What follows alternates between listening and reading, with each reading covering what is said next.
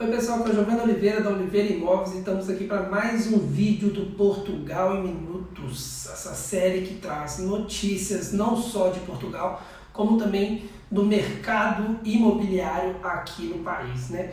E hoje a gente vai falar um pouquinho das atualizações sobre como está a situação aqui de Portugal, a Europa como um todo, com a pandemia, o que ela está influenciando na questão de quem quer emigrar aqui para o país, quem quer chegar aqui com segurança, com tranquilidade. Então a gente vai falar um pouquinho sobre isso logo depois da vinheta. Bora lá!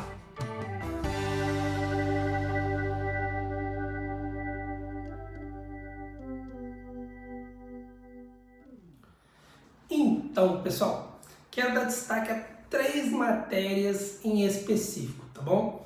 A primeira falando um pouquinho sobre os bancos e as moratórias, né? O que está acontecendo. Para você ter uma ideia, BCP, CGD, Novo Banco, Santander, o BPI e o Montepio tiveram juntos 293 milhões de prejuízo contra 894 de lucro em 2019. Isso se deve porque as receitas principais agregadas diminuíram justamente com o confinamento, que prejudicou as atividades tanto comerciais quanto as despesas de consumidores comuns, né?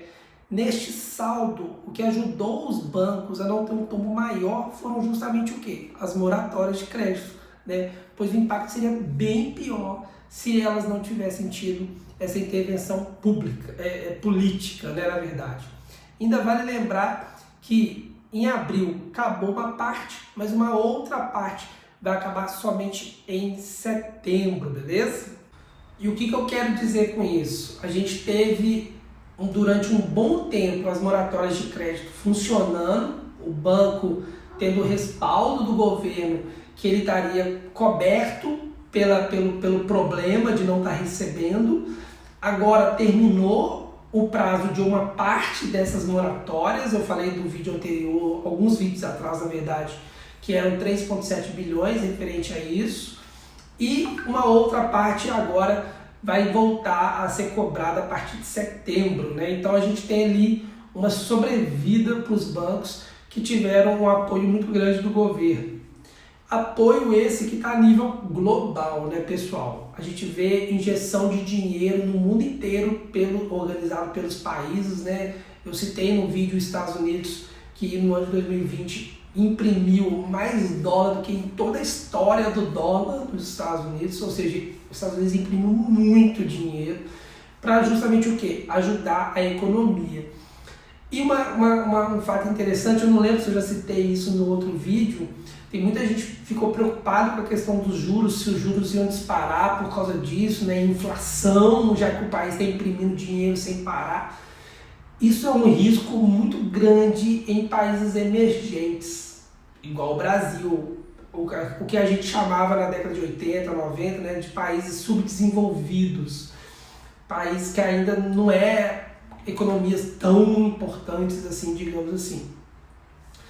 E isso nesses países é um exemplo claro de momento de inflação alta. É o que está acontecendo com o Brasil, é o que aconteceu com a Venezuela, tantos outros países na África e por aí vai. Mas na Europa, zona do euro especificamente falando, e nos Estados Unidos, a gente não vê o resultado dessa inflação. Por quê? Porque são países e são estruturas, né, considerando a Europa não é um país, né, é uma estrutura do bloco, a gente tem uma estrutura muito consolidada da economia. Então há uma injeção de capital muito grande sem trazer o prejuízo que essa injeção de capital faria num país subdesenvolvido, num país emergente, né? Então a gente vê aqui a taxa Euribor ainda negativa, na minha opinião ela vai continuar negativa ainda por muitos anos, porque não faz sentido subir e pesar o bolso do final, né, do cliente final, do consumidor final, para poder atrapalhar o desenvolvimento da economia. Quando você injeta muito dinheiro, você está tentando trazer um alívio, mas isso vai subir a inflação, que no final das contas vai prejudicar tudo de novo. É o que a gente vê o preço do real, o preço do bolívar venezuelano, né, como exemplo. Aqui a gente não vê isso. Estados Unidos continua com, se eu não me engano, 0,25 de juros. O Fed, que é o banco central dos Estados Unidos, ele já anunciou que até 2023, sem chance nenhuma de subir taxa de juros. Aqui em Portugal, na zona do euro, também há uma fala muito consistente nesse mesmo sentido de não haver alteração das taxas de juros, beleza? Segundo tópico, pessoal, vamos lá, falar de voos, tá bom? Não há uma previsão real sobre a abertura dos voos, tá bom? Inclusive foi dito que a partir do dia 9 os voos para o Brasil voltavam, né? Isso foi dito por uma youtuber famosa, eu gosto muito dela, porém foi uma confusão, tá? No vídeo da matéria dela, que é com o presidente Marcelo, cita que haveriam voos a partir do dia 9, só que esse voo foi para repatriamento e ainda não temos as fronteiras abertas com o Brasil, principalmente para o turismo, né? E só é possível vir para cá quem tem cidadania ou visto e mesmo assim fazendo escala em outro país, tá? Ainda falando sobre isso, eu tenho uma esperança, afinal a gente é brasileiro, né? A esperança é a última que morre, que as coisas possam voltar por causa do Reino Unido, que alcançará a imunidade de rebanho a partir do dia 12 de abril. E isso pode representar uma coisa positiva, né? Por quê? Porque Portugal depende muito dos ingleses como turistas, como também dos brasileiros para turismo, mas também para a economia de uma forma geral, já que a gente vem com muito visto e tudo mais. Se eles abrirem para o Reino Unido, há uma chance de se abrir para o Brasil também, tá bom? Eu, pelo menos a Giovanni, acredito um pouquinho nisso, já que o Reino Unido está com uma expectativa de ter a imunização de rebanho já no dia 12 de abril. Porém, deixa eu fazer aqui um disclaimer, né? uma nota aqui, né? O Reino Unido vai alcançar a imunização de rebanho, né? Imunização de grupo e tal, um nome mais bonitinho. E isso é positivo para o Reino Unido, positivo para toda a zona do euro, né? Toda a Europa como um todo, eles vão poder passear, sair, e isso aqui na Europa é importantíssimo no verão, porque o pessoal sai aproveitar o sol o máximo possível, já que aqui, né, hemisfério norte, o sol já não aparece tanto, então os europeus, eles quando chega o sol, eles ficam loucos para poder aproveitar o máximo possível. Eu já conversei com o dono de sorveteria que fecha no verão para os funcionários dele poder tirar férias também, e na época que eu conversei com ele, minha mente explodiu. Eu falei, caraca, como é que você fecha no melhor mês, né, para ganhar dinheiro, já que você vende uma coisa que todo mundo quer no verão, que é o gelado, né, que é o sorvete. E é outro conceito de pensamento, Giovanni. Se todo mundo pode tirar férias, meus funcionários também podem, e por que não no mês que todo mundo gosta de tirar férias para aproveitar o sol?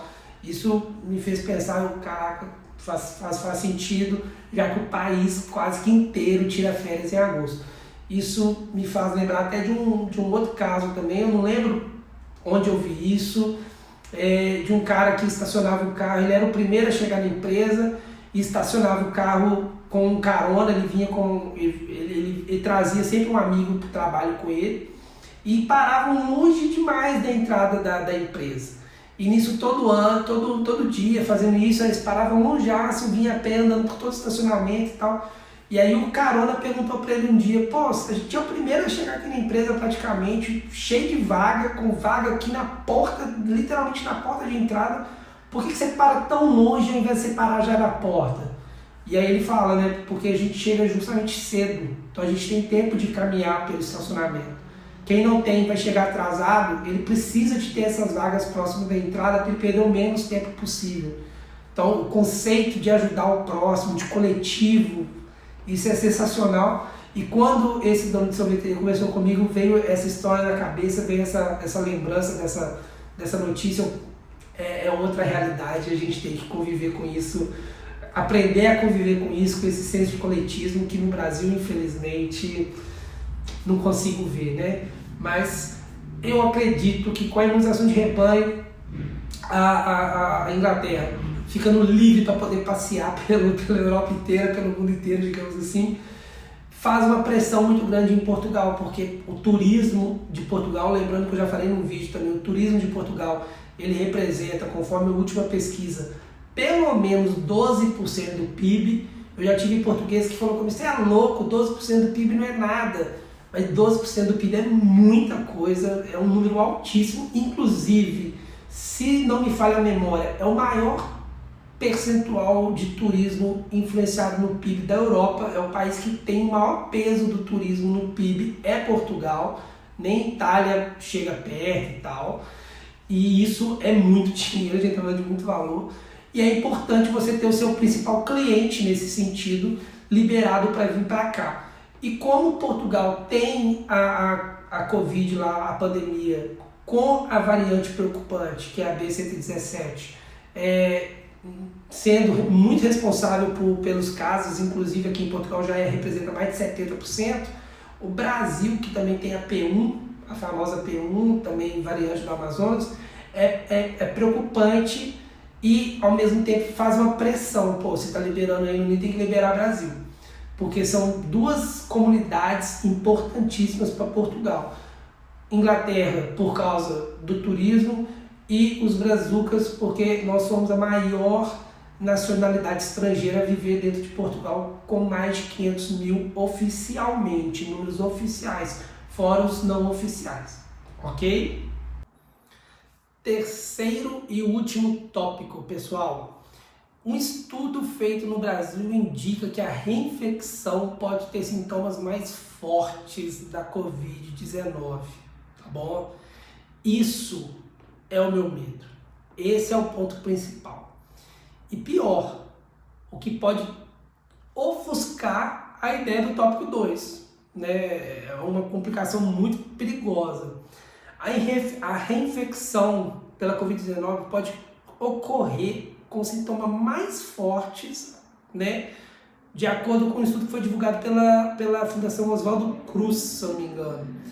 Né? E a Fundação Oswaldo Cruz é a maior do Brasil, uma das mais importantes da América Latina, então tem um peso muito importante o que ela está falando. E isso coloca em xeque a possibilidade de abertura do Brasil num cenário normal, né? Ninguém vai querer realmente o Brasil vindo para cá se a reinfecção é tão perigosa com a primeira sintoma sendo da P1, né? Então isso pode ser um caso muito perigoso. E eu também li uma notícia, se eu não me engano no G1, de uma nova variante que junta as três principais variantes que tem hoje no mundo, a africana, a inglesa e justamente a P1 brasileira. Ou seja, temos um cenário de Portugal querendo abrir as portas, mas o Brasil dificultando um pouquinho de novo essa situação, né? Por quê?